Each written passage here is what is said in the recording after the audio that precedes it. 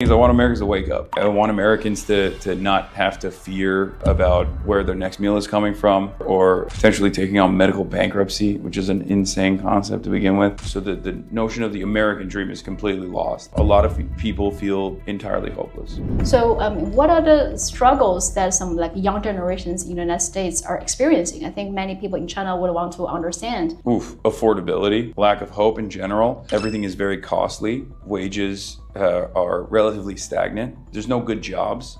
Everything is so expensive. You go to college and you take on $100,000, sometimes $150,000 in student loan debts because college is not free, which is ridiculous. And then you have healthcare on the other side, God forbid. You take on $150,000 in debt to go to college. You can't get a job that is applicable to your degree. So you just take whatever job you can because now you have to pay those student loan debts. And then if you lose that job, you lose your health care. So there are very real fears on that front. And then also housing is incredibly costly in the country. Half of your wages are automatically going to your rent. And people just don't think, especially young people, don't believe that they will ever retire, and certainly not retire at a reasonable age, and they will never be able to own a home. So the notion of the American dream is completely lost. A lot of people feel entirely hopeless. Entirely hopeless? Yes. That's pretty strong. Oh, for sure. I think young people, my generation and younger, if you're under the age of 35, these are the pressures that you feel on a daily basis. And that's the reason why I always try to use China as an alternative, as an example, because I also want high-speed rail in America.